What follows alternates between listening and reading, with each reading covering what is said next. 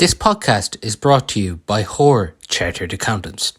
Hoare Chartered Accountants are based in Galway City and are a leading provider of audit, accountancy and taxation services. For more information, visit hoarecharteredaccountants.ie. Now, you're welcome along to part one of the show of the Maroon and White Potter County Final Special, and I'm joined by Galway GAA Chairman Paul Bellew. Paul, first off, I've seen your piece with Owen Cormac in the Irish Examiner, which I'm sure a lot of people have seen. You've obviously made the switch, first of all, to put the county final under lights on Saturday evening in Pearse Stadium. It was in Kenny Park last year. First of all, I suppose, why have you done that? Um, I suppose it was very much flagged from early on, Paul. This year we put the lights in Pearse Stadium. We had the inter-county games earlier in the year, and we kind of made the call early on that it's first year, and we would use the facility that's there for a number of reasons, for both football and hurling this year, and see how it goes, learn from it. I think it's always important to be progressing all the time, which we're certainly trying to do in Galway on a number of fronts. And I always say, hurling or football doesn't end in 2025. There'll be 26 and there'll be 27. And we'll always be between Tuam, Athenry, Pearse Stadium, I think, for semi-finals in particular. Finals, realistically, are always most likely to be in Athenry, or in Pearse Stadium. You know, we've only had two finals in Athenry in the last 15 years. And happy to say it's the current crew here that put them in there, despite some of the narrative at the moment. But that brings its challenges too. So we went with it. We made a universal decision on both. And as I said, you were there Saturday night. The football final was probably the best occasion I would say we've had in Pearse Stadium, under lights.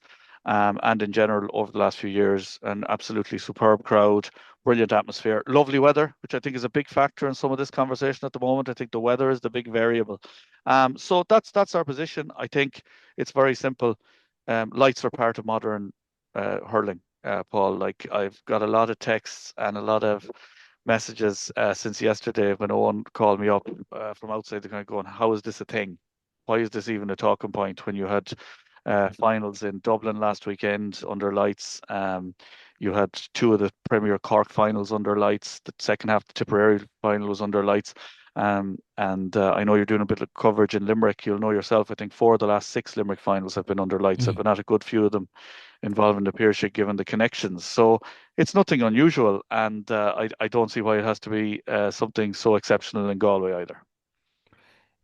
Has there been much contact then from supporters?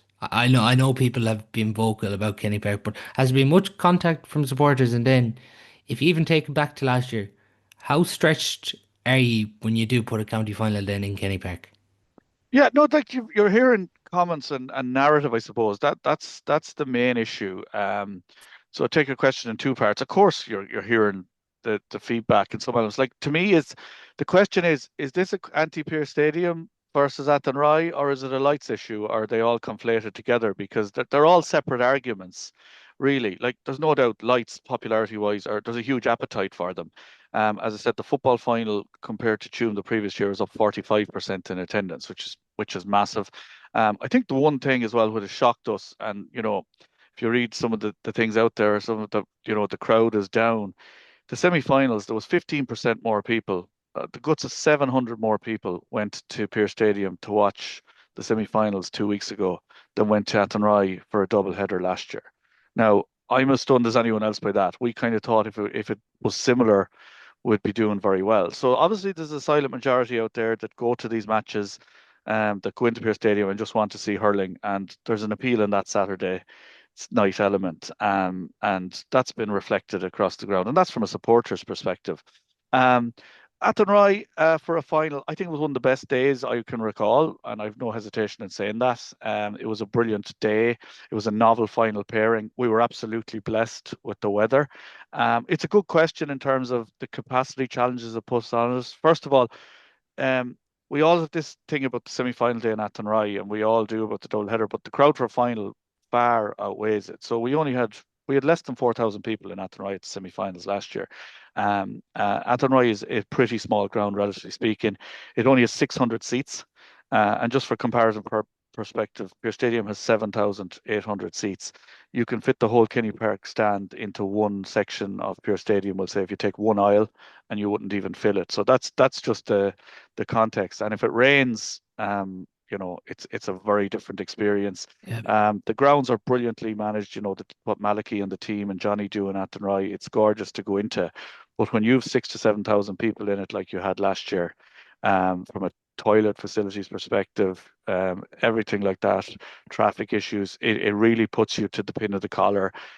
Even, for the teams, you were bringing on, you're honoring a team at half time, everything that goes with that. It's just a lot of logistic challenge, but there's no doubt it's the favorite venue for us all from a hurling perspective, Paul. And I think that's thing that we would be at pains to point out.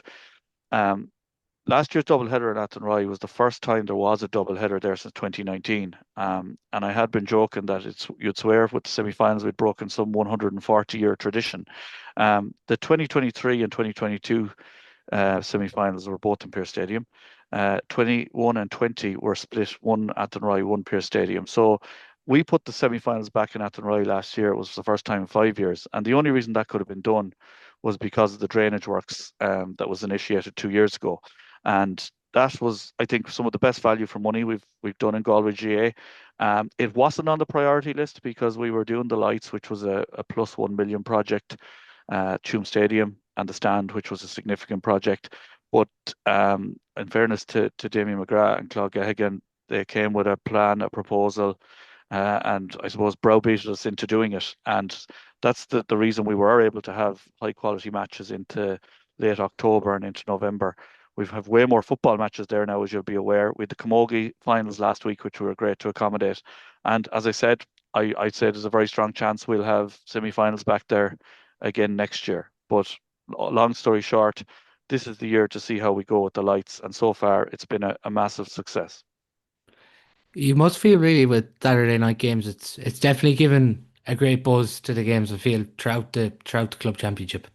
Huge, and I think that's been the big takeaway for me is like, for people like a lot of people that seem to be going in that aren't giving out about going into the stadium don't mightn't have been there in a while, but the lights were more than a project themselves. It was a whole revamp of the stadium in terms of resurfacing.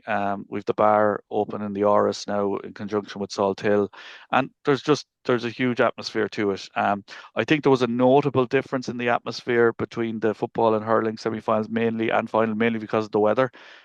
It was atrocious conditions for the second game in the hurling, and everybody goes into the stand, and it's a very huddled experience. But I think you can give your own version on last Saturday night. Last Saturday night was exceptional from an atmosphere perspective. Great crowd in the terrace, great crowd in the stand.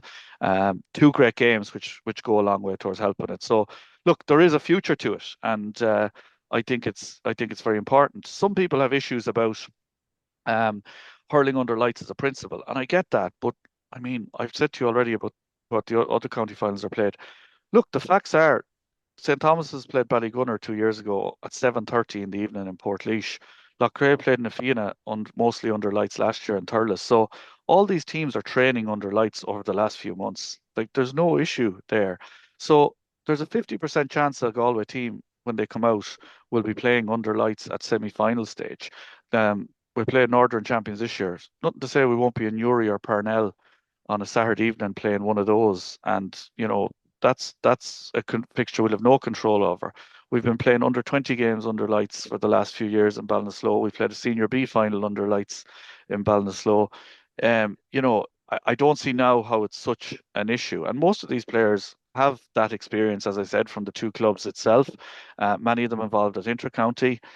Many of the clubs over that were semi-final stage or other areas, as I said, have lights themselves or have used Loch George that we've provided them over the years for certain clubs. So I think it's just part and parcel, and I think it's the same for both teams. So from a player's perspective and from a supporter's perspective, there's nothing new in it really.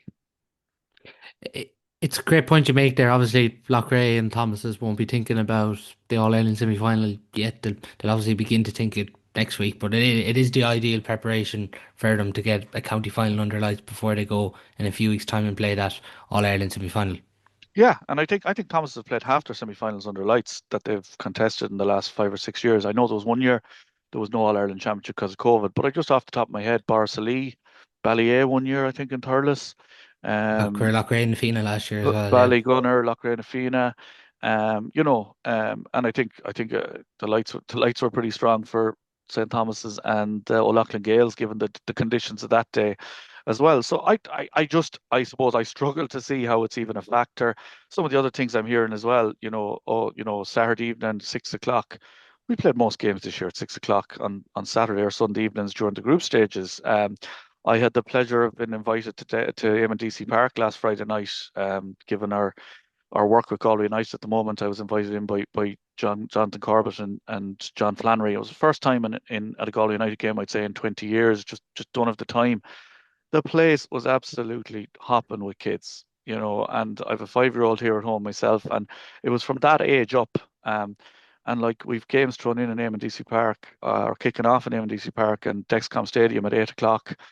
Most weekends, place full of kids, and there seems to be a strange kind of GA exceptionalism that, it's wrong to be bringing people out at 6 o'clock at night, or what would be evening to me. So I just think it's important we tackle some of the narratives here. I think it's in 4 years now in the role. I don't think I've ever seen anything that I've had as much contact with from a media perspective about this being a thing, when I don't think it should be an issue at all, and it's probably taken away from a brilliant county final that I think's in store. In that, I think the two best teams are there, lights or no lights, and they've proven that. And I think whoever wins it, I think we're looking at two of the best 6 teams in the country, and whoever wins it's in a great place. And I don't think we should detract from that. And signs by the club as well. The two clubs are there for a reason. I know the leadership in both is very, very strong, and I think their focus is getting on with it. Just finally, Paul, overall, you're happy enough with how the club championships have ran in both football and hurling this year? Oh, I am. Look, there was a bit early on. There was a few, I would say, disparities in results. I think one weekend in the hurling, we're reformatting next year. Proposal came through from Kilbacon, and I think there's merit in it. So I'm looking forward to that. But no, we've had two good championships. Certain weekends are better than others. I think we're strong in both. So happy enough with everything in, looking to round it off. And as I said, hopefully it'll be good evening. I don't know. The weather again could be the factor. It's funny. The football is getting all the good weather this year, Yeah. Paul, and the hurling's going the other way. So it is. And no, I'm happy. I'm happy with it. We're finished up everything this weekend, which is testament to both committees. We play a lot of games and a lot of competitions, as you know. So the lads and ladies on both sides have done a fantastic job in getting us to that point. And hopefully, as I said, it'll be rounded off in style this weekend. Great stuff, Paul. Thanks for your time. Thanks a million, Paul. Now you're welcome along to the Bruno and White pod. So I'm joined this evening by Greg Lally, Kevin Brady, and Cappataggle, the senior hurler, James Egan, to look ahead to the senior and intermediate county finals this weekend. First on the agenda is obviously Loughrea and Thomas's, a repeat of the 2022 final and a repeat of the 2012 final. Uh, Lads, this is one for you here now. How many Thomas's players do you think are still remaining from 2012? Lal, you're still playing. You answered that. They beat us in a replay in the semi-final. The starting 15, Paul, is it? Or in the Well, panel? so some of them now wouldn't be starting anymore. But from players who are still playing, how I'd many? say about 7. Is it 6 or 7? It's eight. 8. Cathal Oh, good. Burke, Cathal Burke, Dara Burke, David Burke, Bernard Burke, Conor Cooney, James Egan, and Shane Cooney and Aina Burke came on as subs in 2012. And Loughrea have five then remaining: Johnny Cohn, Paul Hubban, Neil Carey, Jamie Ryan, and Sean Sweeney. It's some longevity, isn't it, Craig? Yeah, that was the start of their run, I suppose. 8 county medals later, is it? Yeah, For all of them. Yeah, yeah. some run. So they're going for Um, 9 this weekend, all of Going for them. 9, yeah. Never lost a final, 8 out of 8. Yeah, Yeah. Yeah, it's unbelievable. Sure, look, they were only probably coming to the 4 at that stage, like Aina and Connor, or Aina and Shane, I'd say, were they minor? Could you play that time yeah, in the minor? Yeah. yeah. You Yeah. could do. They only come off the bench. I'm fairly sure they were only teenagers back then too. Yeah.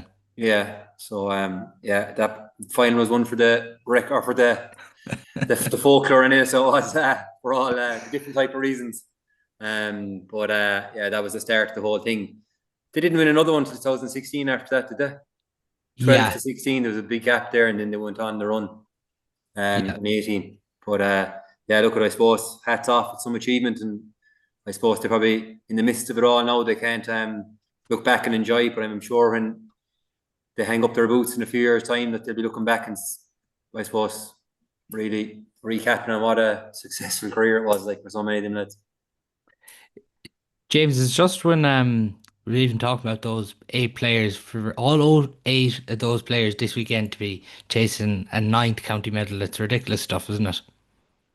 Yeah, sure. It's I suppose it just shows that the quality of men that they are like. And look, it comes back to everything. It's the culture in the club, and it's just we just go to work and that's it. And there's never any uh, big plaudits or anything like that. They just get on with it. It's their work rate is massive, and their attitude to go to battle and to keep grinding out results is a testament to them as leaders in their team, but also to the group and the club itself. Like, how many times have there been a couple of points down or a point down in injury time, and then they come up with a goal or they come up with a point. I think David Burke scored a line ball a couple of years ago against Tommy Larkins in the quarter final to put them through. You've seen it again this year against Tommy's. And even last year, that last group game, and I know Greg won't like me mentioning it, but that goal right at the end, like it it typifies everything that they're about. Like, it's you never have them bet, and that's why they're successful. That's really it's well, look, there's a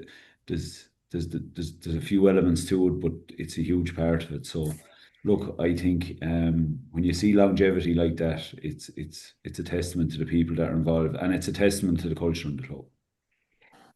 Brady, it's hard not to think of their record and everything they've done, especially when it's Thomas's and in the final this weekend. Yeah, if any club knows how to win, it's Thomas's. It's but if any team has no fear of them, it's Loughrea. It'll make out for a crunching game. Like they're two very different teams, but yet they're neighbours. Thomas's everyone last year thought Thomas were coming to the end, myself included. That's the run over. But I don't know, is it a good thing or a bad thing? It makes no difference whether it is like the state of where Galway hurling is when a team can come along, win 6 in a row, get beaten, and come back and be favourites over the county champions last year. Like, that's where we're at. It's a credit to Thomas's. Like, they're some club. They've picked three. What you say was 7 guys from 2012 Eight that eight deserve guys from it. 2012 who are going for a ninth medal this weekend. Yeah, like, that's ridiculous. There's like the hunger in itself, and I've seen them in a couple of games this year. But I don't think Loughrea will be too bothered. I think like all the focus is on Thomas's after bagging 4 goals against Crowell. Loughrea are coming in nice and quietly now after a few points win over Turlock, so I think they're coming in a good place as well. Yeah, if Thomas's were to win this weekend, they'll go ahead of Turlockmore and Athenry in the Roll of Honour as well, which is be a big statement there. But looking at it from a Loughrea side of things, then Craig, they're obviously coming into this game as county champions. Is it different coming in as county champions, given I suppose they played them in 2022? That group hadn't won a county title together. Is it a different, I suppose? Do Loughrea come in now with more confidence on their backs as county champions against Thomas's? Yeah, 100%, Paul. I think the hoodoo's over now. You have that county medal out of the way. The pressure isn't as much. Kev touched on it there, like, it's all the talk about Thomas is leading up to it, I suppose, and you know their favourites. Thomas is going into it, I suppose. It should really suit Loughrea, and whereas as James knows, Loughrea were red hot favourites leading into the final last year against Cappy, and Cappy were the underdogs, and like there was a lot of pressure on Loughrea last year, and I suppose the final of 22 as well, where they probably were disappointed that they didn't see out Thomas's or at the time as well, and I suppose that was in the back of their minds leading into the final last year. So I think the hoodoo's out of the way and they have the medal now, and a lot of those lads probably would have been looking at the teams of the past. And I know when we spoke to Brian Mahoney here before the county final last year, I think he said that he played in 9 county finals, is it? 1-1. So that's out of the way for all those lads. And as Kev said, like out of all teams in the county, I think that Loughrea are not going to fear Thomas the next day, and I think that'll be a big factor leading into them. Like if it was the likes of Turlockmore, Clarenbridge, who there's so much talk about over the last couple of years, and that they haven't won a county medal, the pressure be an awful lot more pressure on them. Whereas I don't think it's going to be a factor at all for Loughrea the next day. Yeah, the way it's priced at the bookies in the minute is Thomas is 5-6, Loughrea evens, and 8-1 for the draw. So not much to separate them.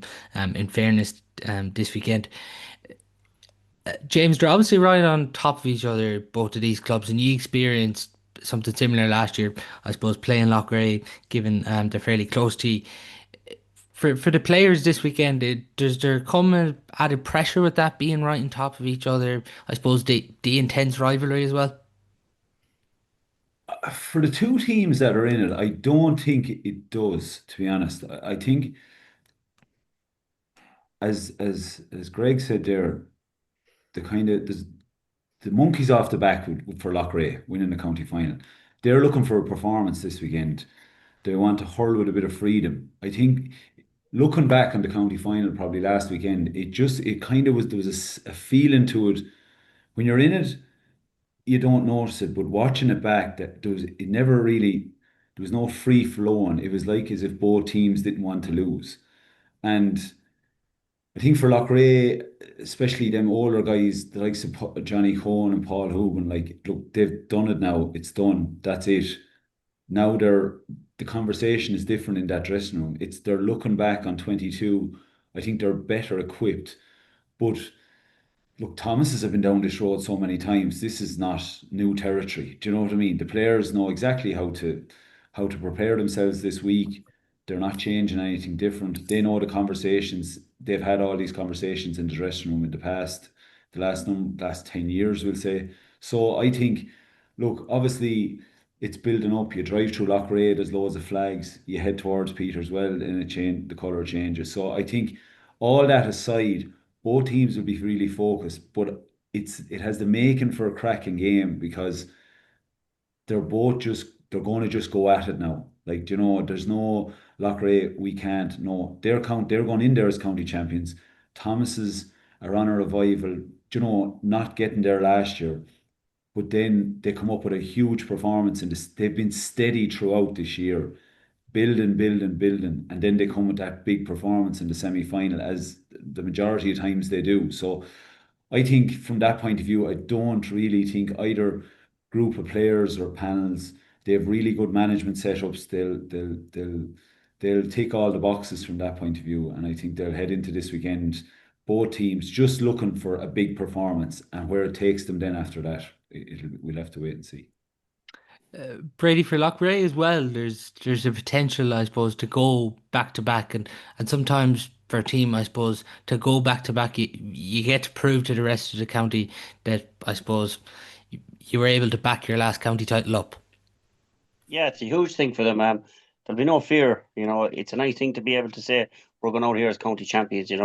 Take it down if you're able. And no better team than Thomas to have a cut at it. But Thomas's they've only conceded one goal in the championship. Loughrea have conceded 8. Loughrea wouldn't have come up against the likes of Victor Manzo or Brady inside and Burke and Cooney and all these lads yet. So if Thomas can get goals the next day, like Johnny Cohen will want to be back there, Paul Hogan will want to be back there. They'll want to tidy up everything. It's a big thing as well under lights in Pearse Stadium. We'll talk about that in a minute, but like if you take your eye off the ball for a second because the lights aren't good in there, and I know teams train under lights and all of that kind of stuff, Jacks, but I think it's set up for a cracking county final. If it comes down to freeze, the referees is going to be a big thing. I think Thomas will have the edge because Conor Cooney doesn't miss. He's radar every single time. I get the sense there, Brady, while you're under the lights comment. Are you disappointed that it's not in Kenny Park, or are you in favour of the lights? Oh, it's a disgrace. It's on in Pearse Stadium. It's an absolute disgrace, like Shocks, like you have a junior final and intermediate final Saturday night tonight, Or Sunday. or yeah, Yeah. there's going to be more there There's going to be more there Sunday than what's going to be in Pearse Stadium Saturday. Like, that's the truth of it. Like, there's so many young people, old people, they're not going to go into Pearse Stadium on a Saturday evening, wet, cold, can't get parking. You drive in through Salt Hill, like, you won't even see people that are going to the match there. There's no atmosphere. There's no atmosphere. Forget about the light side of things. Like, if that was on in Athenry on Saturday or Sunday, free games over the weekend, imagine what it'll bring into the all the businesses around Athenry. And the same with the football in Tuam. Like, I just can't. I'm I so just, against it, Scott. I just thought last Saturday, in fairness, with the football, there was a good atmosphere there, in fairness, and the crowd was actually up significantly from Tuam. The only thing I would say about Athenry, obviously, you have the special atmosphere and everything, but if Saturday evening starts pissing rain, you only do have 600 stand seats in Kenny Park, and I think, unfortunately, that's probably what came against it. Yeah, and that's true. But if there's 6,000 in the stand in Pearse Stadium, it only looks like 600 because, like, there's only one place for a county final, and the county board and whoever has organised this, it's a joke. It's an absolute joke. You ask any player now, it'll have nothing to do with the Loughrea lads or Thomas lads this weekend because they don't care if it's on the road. They'll play it, and we'd all have done that when we're playing. But if you ask any former player, where should it be on? It should be on in Kenny Park, not in the middle of Galway City. It has nothing to do with hurling. Like, that should have been soul shocks. Never mind put lights up in it and invest into Athenry. Honestly, call it as you see it. This is the way I see it. Like, who wants to go in there? Like, you're an hour going across town if you're lucky. You know, people have to come all the way in from Thomas's, Loughrea. They won't do that. You know, numbers are going to be down. Then they have to get back into the cars, cold way, drive half the way across Galway and back in. Rather than being in Athenry, everybody converges together and go off together. Like, and look what it's doing for the businesses. What if Salt Hill to give back to the Galway hurling? And I don't mean Salt Hill as a community. I mean the businesses around there. Like, it's a disgrace. Then they put paper lights up there, but they have to keep it there. It's wrong in every level. What do you think, Craig?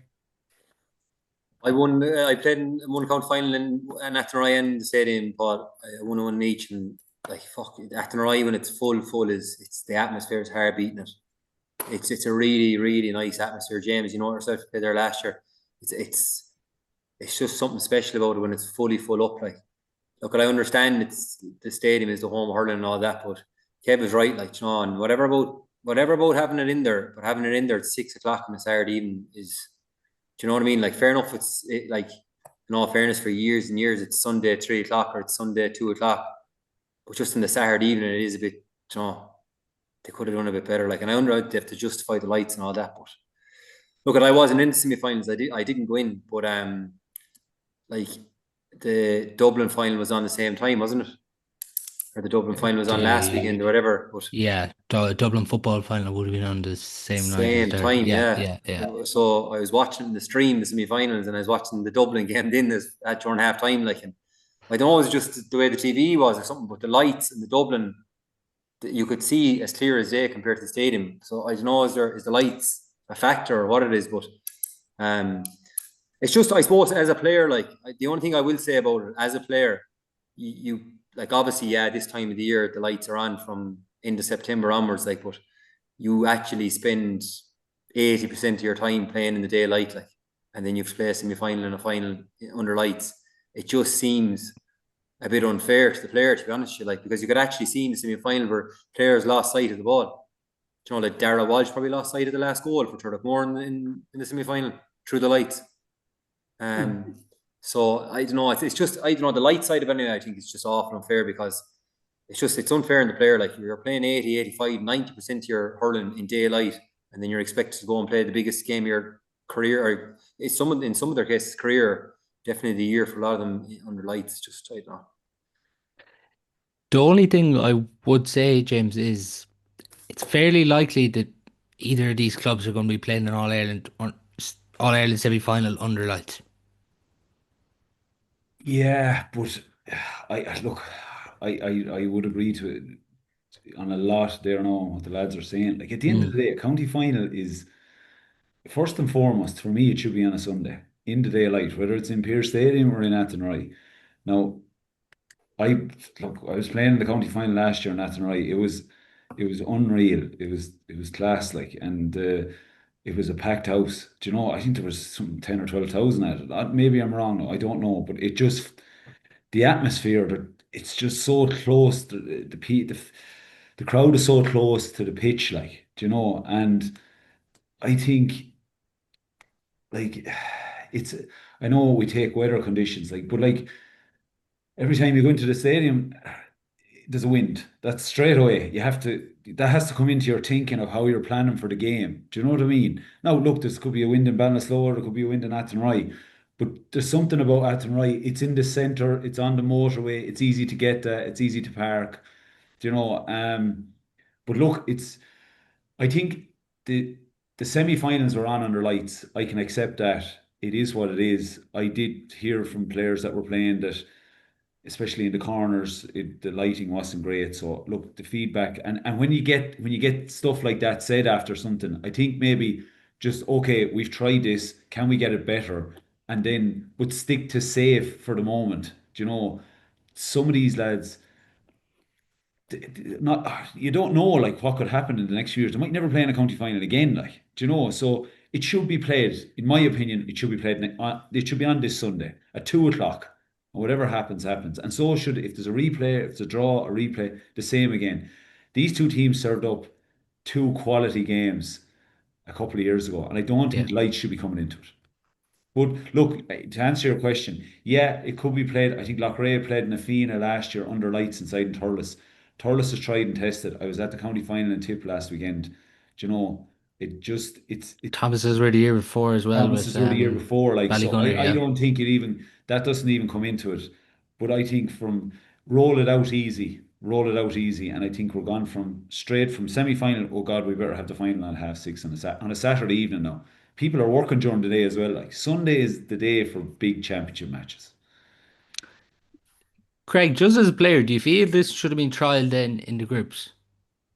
Yeah, it wouldn't be a bad idea at all, Paul. And look, I can see where the football numbers were up at the weekend, but albeit my Cullen is a stone throw away from the stadium as well. Like, so you're going to have an awful lot more my Cullen people if it was on in Tune, you know. But why not try it? Like, try the lights there, try it there. Like, for example, going back to my Cullen, we played my Cullen in the hurling in the stadium. My Cullen played their 3 group games in the stadium. Do you know? They played their 4 games. They played the preliminary quarter final in the stadium as well, I think. Yeah, Loughrea did, yeah. Yeah, so they played their 4 games in there. Why not keep one of those games under lights or something, or let us play them under lights just to see it? Like as James said, like I didn't hear, I wasn't talking to any of the players from that played in the semi-finals, but like from a few fans that were in there, like and supporters, they were saying that they didn't think the quality of the light was good, like, but geez, it just seems a bit extreme, you know, trialing it the day of a semi-final, the lights, and you know, it's I just don't think it's fair in the players. Like, you know, I just know for myself, like we went back training in January, and I'm sure nearly, you know, most club teams into January start February. Like, so it's a long time training during the year to be a little trial for a semi-final under lights. Do you know what I mean? I think James is right. Like, whatever about being in the stadium, that's fine. But have it in the Sunday during the day. Have it in the day, like for everything, like for the likes of the national anthem, for the likes of the players getting there, a bit of respect for them as well, like having to travel in. Fair enough, the traveling, that's fine, like, but just have it in the daytime, like, and not to be ruining their routine. Yeah, it is. I think there's some good points there but Brady, just with this, your own experience playing under lights, do you find there's a big difference? No, not really, but um, I'm just totally against it for the fact that the lads said they're a county semi-final. Like, it was just thrown on them all of a sudden. Like, there's a big difference playing, and I played in both courts. You know, there's a big difference in a football coming onto you and a hopping, or a sliotar coming at 100 mile an hour.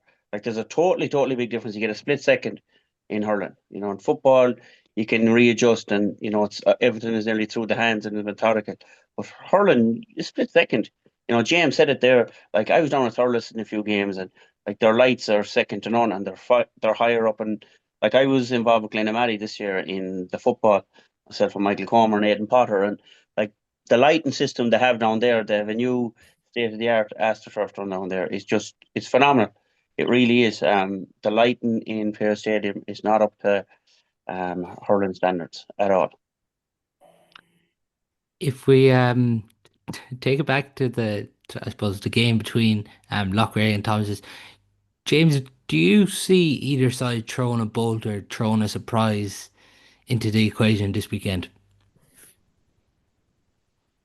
To be honest, I don't. Um, I think Thomas's will go with the same 15 that started the last day. I think Loughrea maybe have a little bit more options going in the forward line. Like I think it's probably a toss up. Like Martin McManus only came on with 2 or 3 minutes to go in the semi-final. Vince Morgan started, so maybe that's the only potential change. I can't see anyone else. Joe Mooney went back wing back. He tagged Jamie Holland.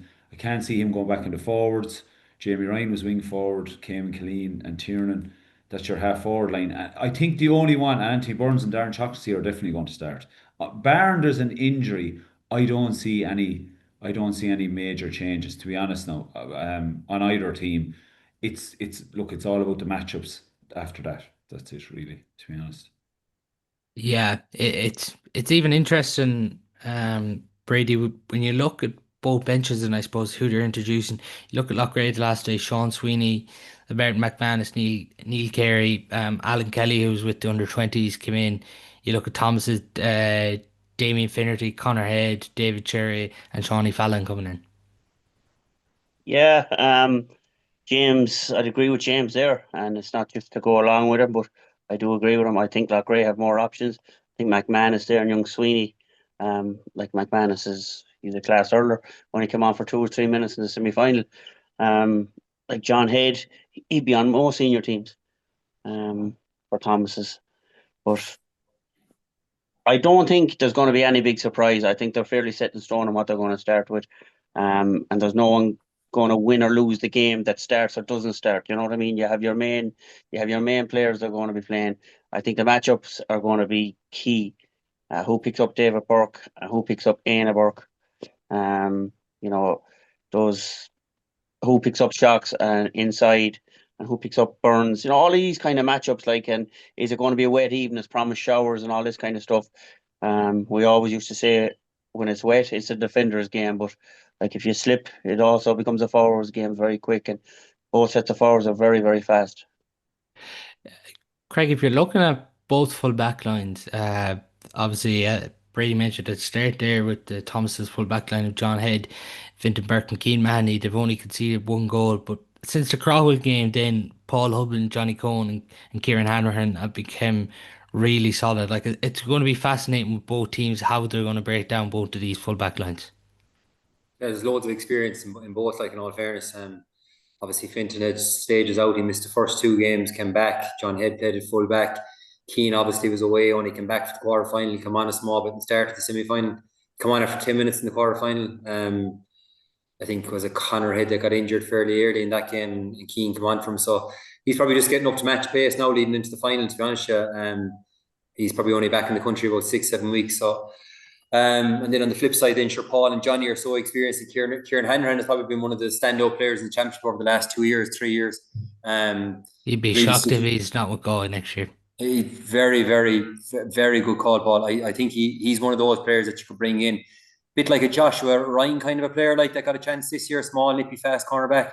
So he'd be someone you could bring in. He's very, very sticky cornerback. So they're probably similar full back lines, like where you have a bit of experience with Fintan compared to Johnny and stuff like that. But I suppose the full forward lines are a bit different on both sides in terms of Loughrea probably a bit smaller and faster, whereas Loughrea are playing a bit more direct ball into Evan Brady, I suppose, and they're getting a good bit of joy out of that.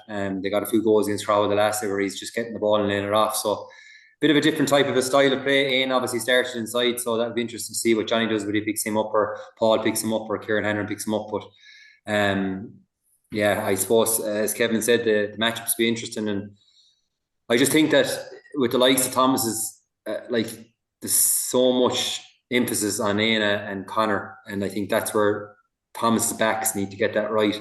I just know in our game when we played in the first day that we kind of had a man marking role for Aina, but I think the biggest strength of Aina's game is just finding these pockets and being able to get away from a man. and then obviously his risk for scoring. But they're the last day against Tommy Larkins in the quarter final. He came out in front of the stand and he got about 6 or 7 shots away, and he was kind of playing as in the full forward line, but he was nearly out in the half forward line, and they didn't know whether to go and mark him or not. So I think that'll be a big part for the next day, like whether Loughrea, they just put a man that follows Aina and follows Conor all the way. And like, I think teams over the last couple of years, with Conor in particular, they don't know whether to stick. Like, Conor comes so deep and he ends up in the half back line and he gets on a lot of ball, and he's a Roman centre, a really, really big Roman centre forward, as in he goes so far back. And a lot of teams don't know what to do. A centre back normally sits and leaves him going. I think that's a big question the next to know whether Shane Morgan tracks him or not. And that'll be, I suppose, the big question on the full back line as well with Aina. Would you be looking there at possibly Shane Morgan on Conor Cooney, because given he's able to, suppose, score points from distance, he's comfortable on the ball. We've seen Joe the last day maybe go 6 for a while. So maybe Shane Morgan the player to follow, and then maybe Kieran Hanrahan goes over and Aina Burke. I think whoever it is, Paul, they have to stay with them. Now the only problem with that, like, and Conor is so cute, like if he goes deep and you're pulling a 6 out of there, and like, look, we have this conversation every time we're on about a 6 coming out of the pocket. Who sits there? Like, you can't just leave a big hole there, like, because Thomases are too cute for that, and Darrell pick off points, and obviously Victor Manzo, if we're doing a player of the year, he'd be up there with the top 3 at the minute. Like, he's having an unbelievable year, and he's going to take marking, like, so. To be honest, I probably put a bit more experience. I'd either have Paul or Johnny and Aina, and I'd probably leave Kieran Hanrahan and Victor Manzo just for the speed side of it. Like, he's just a bit, I think, he's the pace side of things that probably suit Kieran Hanrahan better. Like, so I'd probably leave Paul or Johnny and Aina. The Conor thing, it's a question that most teams haven't answered in Galway in the last couple of years. I actually think that you're going to have to put a man marker on him and maybe leave Shane Morgan sit there at 6. So actually sacrifice one of your players for Conor. So whether that's a corner forward coming out, obviously you can't do that with Anthony Burns, or you can't do that with Darren Shotton, they're your inside men. But work something into that, maybe one of your midfielders, Ian Hanrahan or someone like that, is picking him up, and you're pulling a player out or something like that. But you can't just leave Conor free. Yeah, you could even maybe see Kim Clean drop back too, and maybe Joe Moody goes over them too. It's how do you see some of those matchups, James? I would say, I think Kieran Hanrahan will pick up Victor Manzo. I think Greg is on the spot there. Joe Mooney picked up Jamie Holland in the semi-final. I think there was the period when Aina Burke scored the goal. Gerald Kelly hit 4 puckouts straight down the middle, down on top of Conor Cooney, and obviously one of them broke off, and they got a point off another one. So you need someone with a bit of size. I would look at possibly Joe Mooney could slot in there, and then Shane Morgan can maybe pick up Aina. And then you can still have your 2 wing forwards coming back and covering space. Now, if he goes deep, then that's a different scenario. And he tends to do it, especially in the first 15, 20 minutes of games. He tends to fall back in around midfield, half back line, pick up ball. That's what I'd be looking at the moment. I think Victor Manzo, like, they just left an ocean of space in front of him for the second half against Crowell. James Regan was in there beside Evan Brady. And Regan's really he's really smart player. I think he's a big player to have back for them. He always tends to do the right thing with the ball. Do you know what I mean? If it just wins one, he pops it off, and like Aina shooting is unreal. He just has to be minded. So I think, yeah, most puckouts are going to go down on top of Conor Cooney and Darragh Burke. That's it.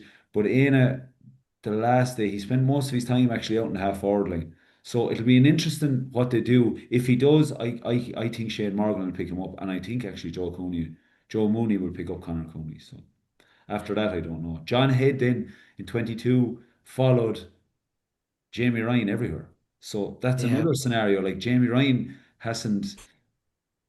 can be hugely significant as well from the other end. So I don't know. If you're looking then, Brady, at Evan Brady on the edge of the square, Is it someone possibly like Johnny Cohn to go over on him? Yeah, definitely. He's having a serious year. Like any ball is coming in, he's winning, and he's not scoring a lot, but he's just laying it off. And they're coming off the shoulder. Johnny Cohn all day at the edge of the square. He hasn't the legs to go out at number 6 or anywhere out in the half back line, but leave Johnny where he is. The big thing for me is who picks up Conor Cooney, and the lad spoke about it there, and also David Burke. Like David Burke is still the key to Thomas. He makes everything click. He comes back into the half back line, even the full back line. It's bang bang. It's up to the midfield, half forward, and it's inside, or he bypasses it. So his distribution of ball is just key. He brings, like I seen the passes he gave the last day. He gave 3 passes at about 40, maybe 45 yards, straight to the hand.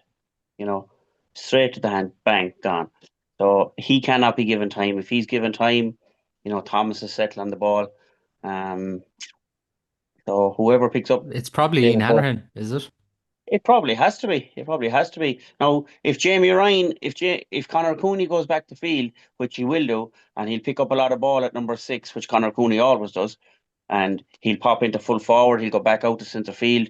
Like they need to have someone absolutely glued to him all day long. Forget about the ball to a degree. Watch him, win your own battle when it comes, but don't even go looking for the ball. Who do you put on him? The boys spoke about it there. Like Jamie Ryan is a key for the boys for Loughrea. Like we haven't really touched base on him. He's really coming into form at the moment, and like if he gets on enough ball, he can do enough damage the next day. And if he can stay injury free, I hope he gets through it because he's had a couple of bad injuries the last few years, and it's going to be a cracking game, Shocks. Yeah, even if you're looking at the midfield battle there, Craig, as we were talking about, Ian Hanrahan maybe on David Burke. Um, from a Thomas's perspective, if Damien Glynn is the man to go on Cullen Killeen, he's going to be one of the most crucial men to shut down because he was outstanding against Turlockmore. Yeah, he's up and down the field. Paul, he's very good. Damien McLean has been carrying a knee injury there for the last 2 games. He's had his knee Looked fairly heavily strapped the last strapped, day yeah, now. and he's only lasting about 35, 40 minutes. So if there was any change to be made in the team, I'd say that could be the one. Possibly, yeah, Damien Finnerty Damien as well. Finnerty, like he's played a big role. The other side of that now, Thomas is after winning the junior as well at the weekend. Like so, there's a few lads there, like off that junior team, like the likes of Mark Caulfield, who's just come back. Remember, He he was was thrown in sprung for it, 22, yeah. yeah. So don't be like, I know Kenneth's not there, like, and it was Kenneth did that, but I wouldn't be surprised if someone for that junior team, like Mark or someone, was sprung, or if that Damien McDinn would be the only one that I'd be questioning about there. Like, and if it is Ian Hanrahan that picks up Davy, then Damien will have a big job there in his hands with Cullen Killeen. Like, and on top of that, like we're on about Connor coming back in the pocket and sitting back as 11. Tiernan Killeen has been doing a great job for Loughrea, in particular in the quarterfinal, semi-final, doing the same thing. So Shane's not going to follow him out. So it'll be a big job for the midfielders as well, like the likes of Davy, and if it's Damien McGlynn or Damien Finnerty, whoever's midfield there, will have to do a role there as well, where they're picking up Tiernan Killeen coming out, because like he was doing, they really grabbed the game against Scruff the Neck against Clarenbridge in the quarterfinal, and he popped over a few points at a vital stage when they needed him. So he's a big part player as well for them at the minute now, like, and he's their county player. He needs to be pushing it on. But going back to the point there about Davy, I think against Crowell about 15, 20 minutes in, like he really grabbed the game with the scruff of the neck, and he made a few vital passes there that James was on about, like, and I suppose the big thing about that is Loughrea can't let him do that the next day, and they just need to make sure that his influence on the game is minimal. It's even interesting if you're looking at the half back line. Shane Cooley could be on Tiernan at stages. Maybe then it's Darren Farrell on Cayman Killeen. Evan Duggan potentially could be the man maybe to tag Jamie Ryan. I don't think so. I don't think Evan will be that kind of a man marking role. No, maybe so, but Jamie's coming a long way out the field. Like, he did very well the last day. Shocked that he was took off it a few minutes ago. I'd say he was shocked himself. Definitely wasn't happy in here. But I don't think Evan is that kind of a man-to-man mark like that. I think Evan's more sit in the pocket and try and hit in ball. I wonder, as James mentioned there, could you have John Head switch out and maybe Evan or somebody goes back into the corner then? That could be a possibility. Yeah, Evan has played in the corner in the past. Like, you could do that. John Head John Head is your man marker. Like he's your, if you're picking out the back six there, he's your man marker. He's done that role over the last 2 or 3 years where he's picked up more than Jamie last. He could be given that role again to follow Jamie this year. Interesting then, James, if you come to the Loughrea full forward line, the last day it was Anthony Burns, Darren Shaughnessy, Vince Morgan. They seem to pull out a lot the last day and really stretch that Turlock full back line. We know with this Thomas's full back line, they like to stay in their positions and they like that, I suppose, ball that there's going to be a contest delivered. Yeah, they've loads of pace. The one thing, Darren Shaughnessy had a really good first half the last day. He was, the ball was sticking with him. He got a couple of points on the board. Dan Loftus then was being kept busy by Anthony. Now he was doing really well. And then Anthony Burns, you see, he's so dangerous and so elusive. You kind of have to. A man has to look after him and keep looking after him because he could pop up there with a goal and a pint in a couple of minutes. Do you know? So Vince Morgan, then they're kind of, to me, they're three similar players. Really, I think Darren Shaughnessy is going to be a really, really good player. His balance is just excellent, and he's striking. I think he's going to be a big player. I hopefully will see him playing with Galway in the near future. But yeah, them three are now, that's dependent. You see, it's back to the point. Does Martin McManus start? Do you know? It's probably been a big 2 weeks for him. He he probably has the grit there, and he's kind of saying, "Look, I want to be in here." Like, and he caused Thomas's huge problems a couple of years ago. But look, again, he's gone through a big injury. It sometimes can take a bit longer for players to get back up to their level of where they were.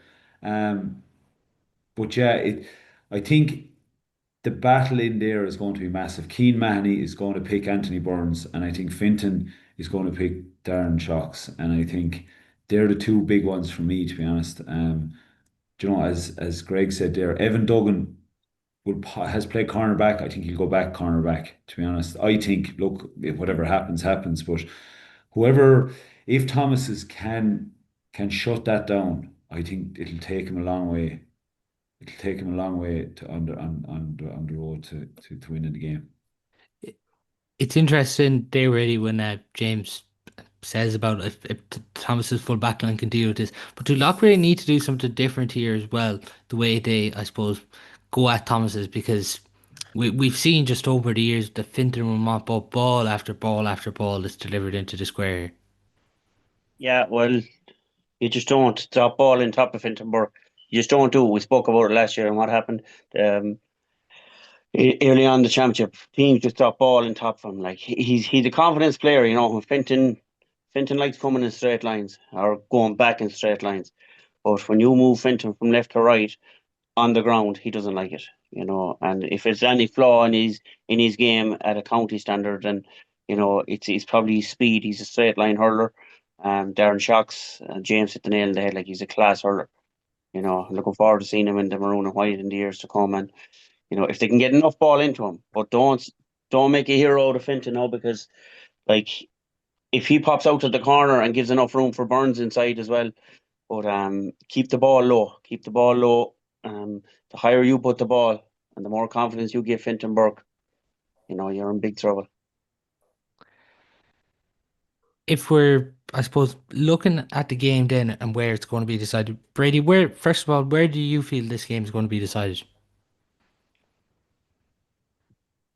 Goals.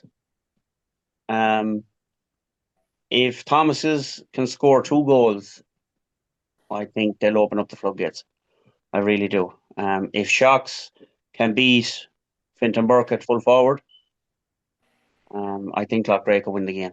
And it boils down to that for me. It really does. It's a game of goals. I just feel Thomas's have enough. They're just really hitting form at the right time. I think it'd be great for Loughrea, great for Galway hurling if Loughrea could actually win a back to back, if that makes sense. You know, there'd be a new kingpin in Galway. And it'd give everyone else a good shout. But I that's where I think it's going to be won. You know, is if Thomas's can score their goals, and if Loughrea can squeak 1 or 2. Where do you feel this will be decided, Greg? I think a big factor of it, I'd say, is Loughrea tying down Conor and Aina. Paul, to be honest, like I think that they've just, like if you look at the Tommy Larkins game in the quarter final, Larkins gave in in particular too much room in the opening 15, 20 minutes, and they were still in contention, and they were in the league and down the home straight, and only for a sloppy mistake leaded to a goal at the end. Like it was just, they didn't even play that well, Tommy Larkins, in the first 20 minutes, and they were still in the game. And I think that I was just about to say, have Loughrea been tested more in knockout hurling than Thomas's going into this one? 100%, 100%, like the Thomas lads will be the first to admit, out of the 9 county finals, this is the easiest run that they've had. And I'm putting my hand up here for us in the first game. It's the easiest group that they've had. And there's absolutely no, I'm not putting down Mike Cullen for a second or Athenry, but in terms of standings in regards to where teams have been over the last couple of years, we've been in relegation for the last 2 years. Mike Cullen have been just about keeping out of it, and Athenry have just come up from Senior B. That's their group. Tommy Larkins, you could say top 8, 9 team, and then Crowell, who've been very lucky to get to semi-final, they'd be the first to admit that themselves. So in terms of a run-in, Loughrea have bet the 2 favourites in the quarter-final and semi-final for a lot of people's favourites for the championship this year in Clarenbridge and Turletmore. And albeit they probably didn't have the toughest group of all time, but they still got beat by Crowell in the last game. So Loughrea have been tested an awful lot more. And I think Thomas's have just, look at their experience has got them through. They've had the only tough game they've really had, obviously the Larkins game, but the Athenry game maybe. The Mike Cullen game and our game wasn't a tough game.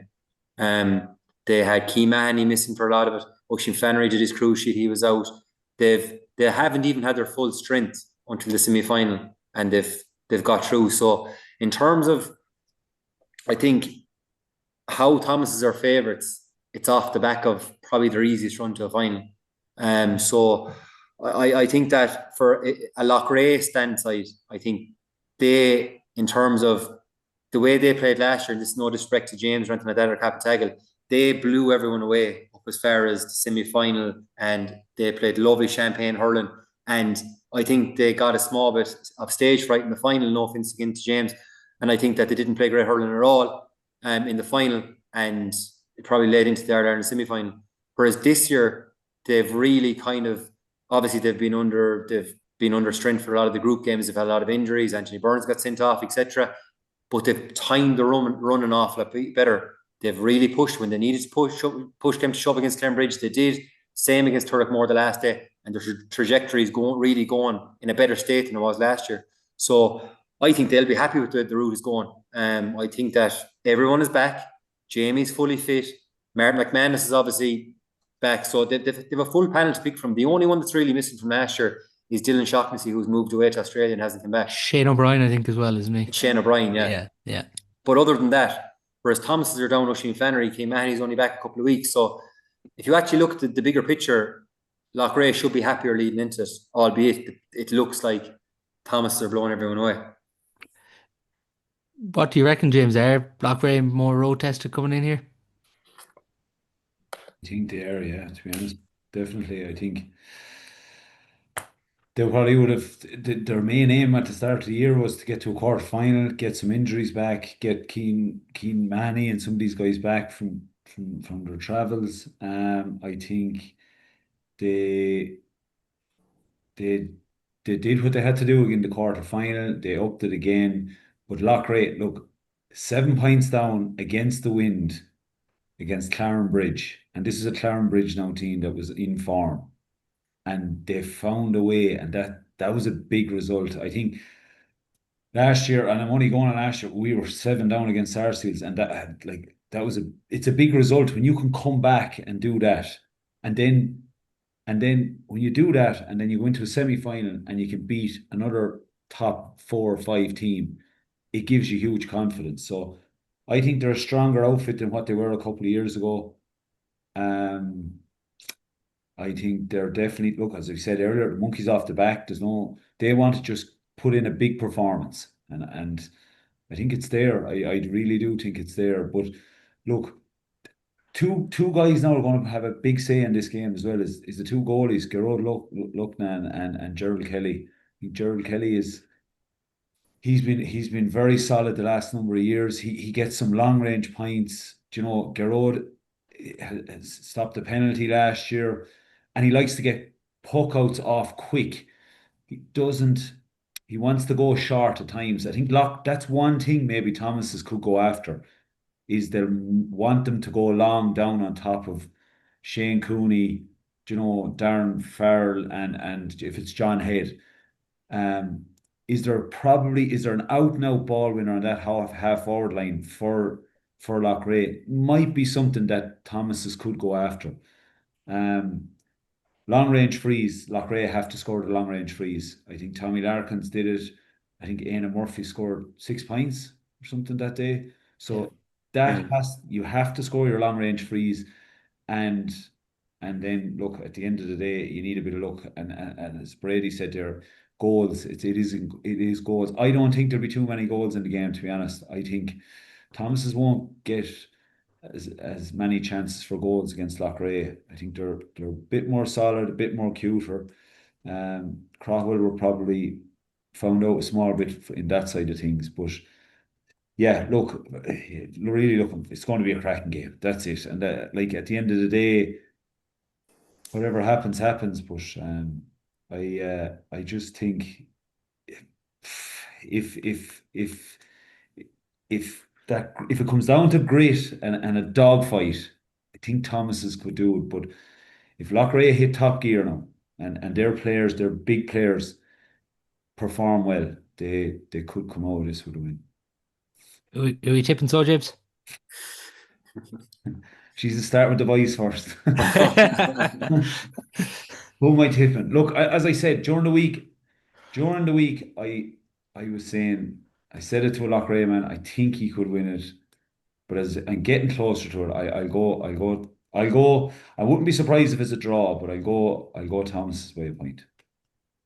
Yeah, I'm gonna go with Loughrea here. I think they'll do back to back at the weekend. Brady, who are you going with?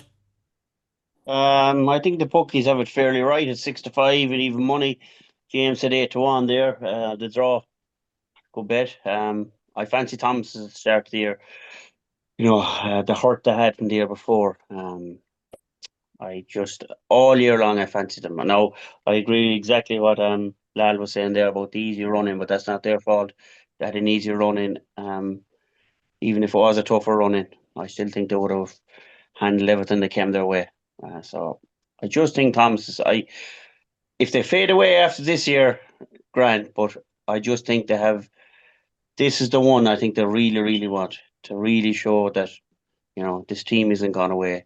They can come back and go again, which is it's just remarkable. It really is. It's going to be a cracking county final. It'll be a better county final if it was on an afternoon ride, but we'll go with Thomas. Have to dig it in there, boy. We only had Paul Bellew in part one of the show talking about why he's in Pearse Stadium. So Why is he not on it? you should have I should have had you on with him. Yeah. Great. But Craig, who are you going with here?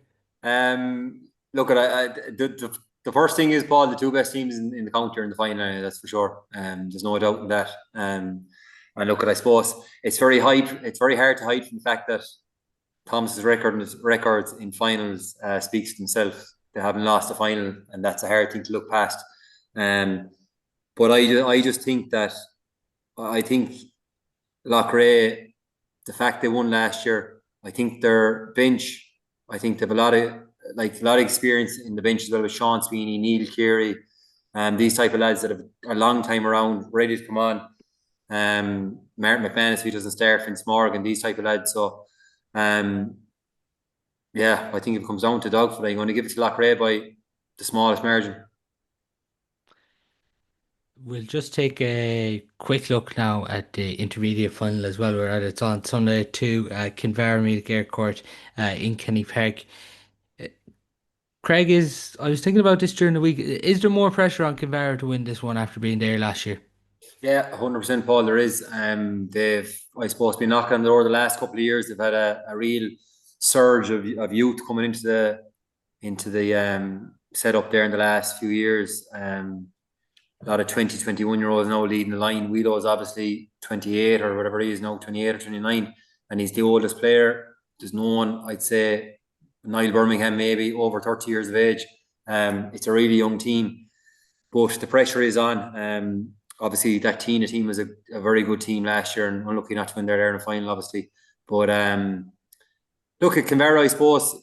Maybe haven't hit the heights of last year so far, but they could only beat, I suppose, what's in front of them. Mealy Gaircourt played them in the semi-final last year over in Gorton, and I watched it fairly close. It was an absolute cracking game. Went down to the wire. I think it went down to a point or two for a finish. Canberra won by a point, actually. And but it was a really good game, and I thought that I was very, very impressed by Mealy Gaircourt. I've seen a lot of Canberra during the year, but I thought Aircourt were good. So it's going to be a really, really good final, a really close final. Canberra obviously had a really good semi-final win against their near neighbours, Baha, and they're probably great momentum off that. But yeah, I'm really looking forward to that now as well. A lot of, I suppose, just the way the championship's reshaping itself and stuff like that, and the way the Premier Intermediate's coming in, it'd be a nice one to win. Yeah, even James, looking at it, like Meath Gaircourt have really gathered form throughout this championship. They came through the preliminary quarter-final route, bet Clarenbridge comprehensively, then bet Carramore quite comprehensively, and I had a big win then over a fancy Ballygare team in the semi-final. Yeah, they are, and like, look, they've been thereabouts the last couple of years. Do you know what I mean? I think they've been disappointed with their results, I suppose, towards the back end of championships the last couple of years. I seen them actually. We played the relegation game against Kilkenny. They were playing before us, and they were moving really well. Like the two Flemings are really good hurlers. You know, John actually had a really good year with Galway this year. In fairness to him, um, so I think like they have they have a bit about them anyway. But I actually watched now. I haven't seen much of the intermediate championship this year. But I watched Kinvara and Baha, and I thought Kinvara were really good because like Connor Whelan was playing, but like they were getting the two young guys playing the full forward line. I can't remember their names now, but they really done really well. And Connor, he hit 3 or 4 points as well. Poor Knoll and Luca Danger, they got one That's six They're the between them. two, Yeah, yeah, yeah. them two boys were really good. Um, but they have good balance. They're all able to hurl. They're light. They're a bit light, but I do think they went 9 or 10 points up in that game, and I think until Took off the two of them. yeah, they They took took off off the the two two of of them. them. They did, Yeah, yeah, they did, and until Adrian Toohey actually went up in the forwards for Baha. yeah. I think Baha kind of got going then, but it was nearly too late, and Joe Gantley came off as well. But no, I thought Kinvara were good, and look, ask me who's going to win it. I genuinely can't give you an answer, but it'll be a good game, and I think it's good. It's good for both clubs.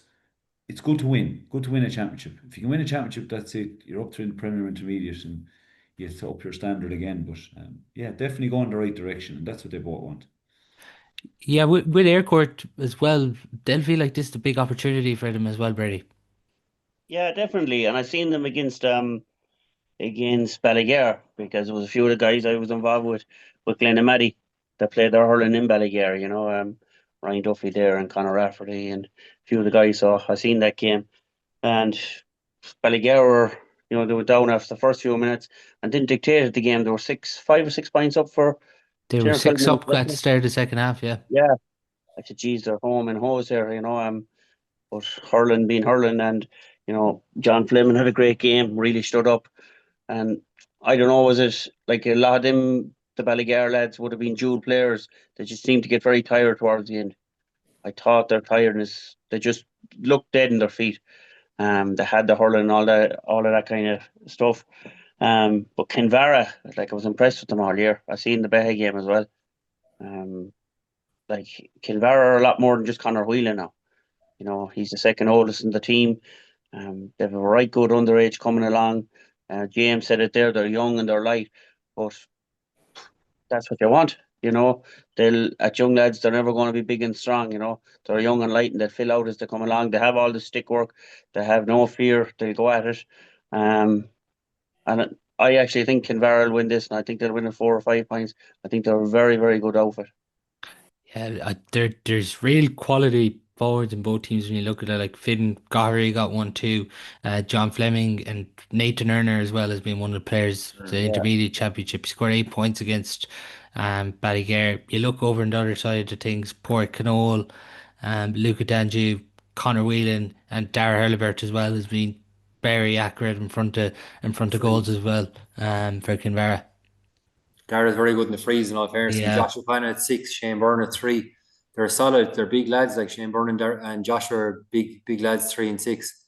So they have a lot of work put in. Mike Kilbert's there has a lot of work put in with them. So he has. They're training up on our pitch at the minute now, and I tell you, they're really, I'd say, they've targeted from the minute the final was over last year to get back and get to the final again this year. I know both of these teams, they'll still be Premier Intermediate teams, but it's still huge, isn't it, for either of them to get a trophy heading into, I suppose, the Senior B teams that they're going to play in the Premier Intermediate grade next year. Yeah, and look, it's going to be like it's no more than when you're in that relegation dogfight, Paul, and all them teams are coming around in your ears, and you obviously have the 7 Senior B teams now, Bar Mellows, and they're all gone down, and Kilkenarn are gone down with them, and you know, I suppose, and I don't mean to say this in a bad way, but you've 8 teams above you now after coming down, so with the best of respect, trying to win silverware next year is not going to be any easier than it is this year. So it's massive for those 2 teams now to try and go win a bit of silverware because, like, you've the likes of a Haskra and you've Pearse's and you've Kilkenarn and you've all these teams, and you're looking up at them now and trying to get ahead of them to win a bit of silverware over the next couple of years is not going to be easy. It's going to be dog eat dog. So that's why it's so important for Canberra and Aircourt to make the most of it now, and hopefully in a few years then that they can build up and get past all the likes of them, the main teams that come down. Yeah, the curtain raiser of that game is the Junior 1 hurling final then between Kiltormer and Ballinasloe. The winner of this, they'll still be in the junior grade next year, but the winner of the Junior 1 competition between Kiltormer and Ballinasloe will go forward and represent Galway at the Junior Connacht Championship level. But that's all we do have time for on today's show. Thanks to the lads for coming on.